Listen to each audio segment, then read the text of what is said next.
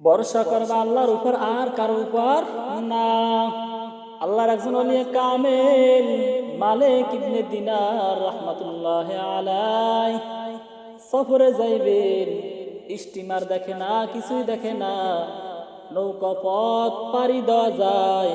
হঠাৎ করে তাকায় দেখে একটা স্টিমার আস্তে আস্তে মালিক ইবনে দিনার রাহমাতুল্লাহি আলাইহি কাছে চলে আসলেন। স্টিমারে মালিক ইবনে দিনার রাহমাতুল্লাহি আলাইহি উঠে বসলো, আরো কিছু যাত্রীও উঠে বসলো। মালিক ইবনে দিনার রাহমাতুল্লাহি আলাইহি একজন আল্লাহর খাস বান্দা, আল্লাহর ওলির কাছে কোনো টাকাই ছিলেন না, ভাড়া দেওয়া তো দূরের কথা।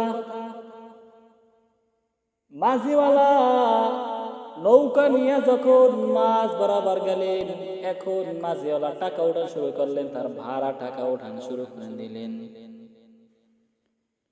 টাকা আস্তে আস্তে উঠাইতে উঠাতে মালিক ইবনে দিনার রাহমাতুল্লাহি আলাইহি কাছে আইসা বলেন, হযরত টাকা দেন। মালিক ইবনে দিনার রাহমাতুল্লাহি আলাইহি বলেন, ও মাঝি ভাই, তুমি 10 জন লোক নিয়ে যাও, এর সাথে আমাকে নিয়ে যাও, তোমার লঞ্চের কোনো ক্ষতি হবে না, তোমার স্টিমারের কোনো ক্ষতি হবে না, আমার কাছে দেওয়ার মতো কোনো ভাড়া কোনো টাকা নাই। সরে শুনে না ধর্মের কাহিনী। এবার মাঝিওয়ালা আল্লাহর ওলিরা আজে বাজে গালে গালে শুরু করে দিলেন। মালিক ইবনে দিনার রাহমাতুল্লাহি আলাইহি চাইছিলেন আল্লাহর কাছে কিছু বলবে না, এখন দেখতেছে না না, মান সম্মান না, ইজ্জত যাওয়ার নষ্ট হয়ে যাওয়ার পালা শুরু হয়ে গেলেন। মালিক ইবনে দিনার রাহমাতুল্লাহি আলাইহি আল্লাহ তাআলার সাথে মুরাকাবা করতে কারেন্টের লাইন মতন লাগায় কয়, আল্লাহ তুমি আমার এই সময় ইজ্জত নষ্ট করেও না, আল্লাহ তুমি আমার হেফাজত কর। আল্লাহ আল্লাহ ডাক দেখে নদীর মাছ, তাড়াতাড়ি দৌড়া, টাকা নিয়ে দৌড়া, স্বর্ণ নিয়ে দৌড়া, আমার মালিক ইবনে দিনার রাহমাতুল্লাহি আলাইহি বিপদে পড়ছে, ওরে মাছ তাড়াতাড়ি দৌড়া, টাকা নিয়ে যা। মাছে এবার প্রতিযোগিতা নিয়ে শুরু করলেন, কে আগে মালিকের হাতের ছোঁয়াটা পেয়ে যা বরকত। এবার মাছ প্রতিযোগিতা নিয়ে শুরু করলেন, স্টিমারের চারো পাশে মাছ, কারো মুখে স্বর্ণ, কারো মুখে টাকা। এবার মালিক ইবনে দিনার রাহমাতুল্লাহি আলাইহি বলেন, এ লোভী মাঝি, তোর কত ভাড়া টাকা লাগবে নে, মাছের পক্ষ, মাছের মুখ থেকে তুই টাকা নিয়ে নে, স্বর্ণ নিয়ে নে।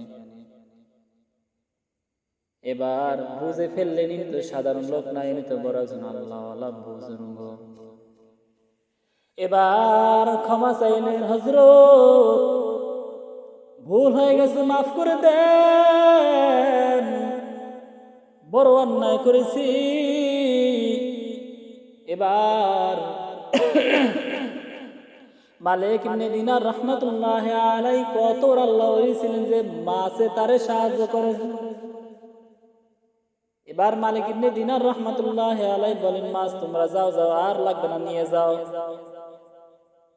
আর যদি এই সময় যদি আমরা দুনিয়াদার কোন লোক হইতাম, বাকি যত টাকা ছিল সব রাইখা দিতাম, মাছ পাঠাই দিতাম।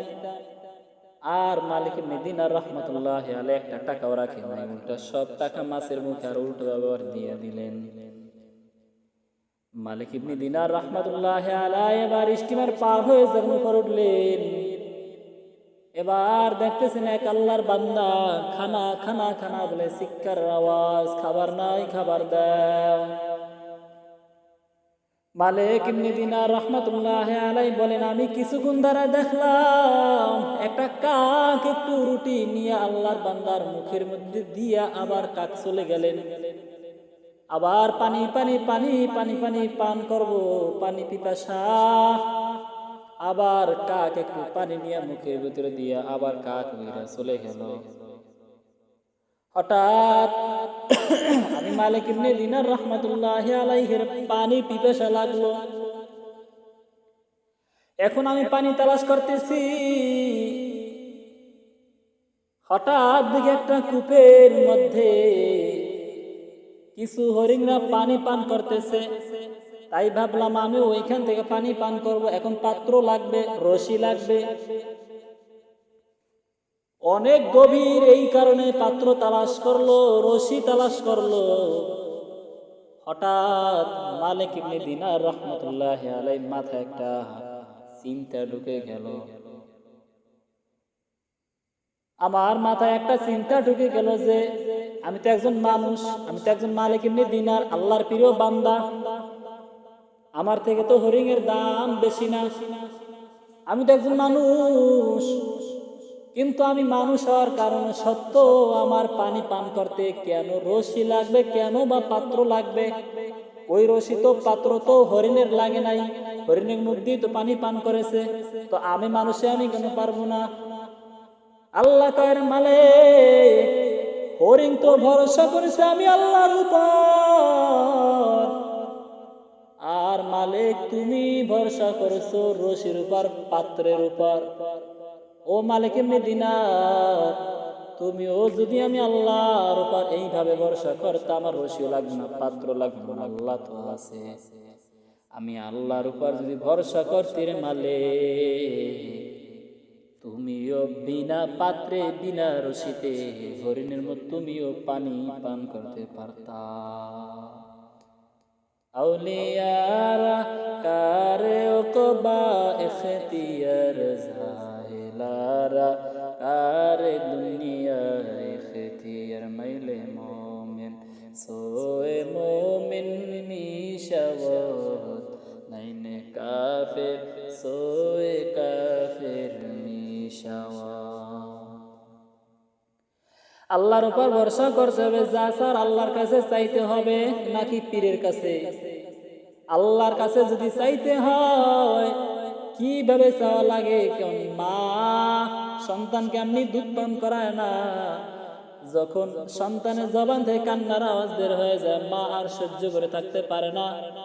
আল্লাহ বলেন, বান্দা তুই যখন আমি আল্লাহর কাছে দুটো চোখের পানি ছেড়ে কান্না করার চাও, আমি আল্লাহ না দিয়া ভাঙারে পারি না।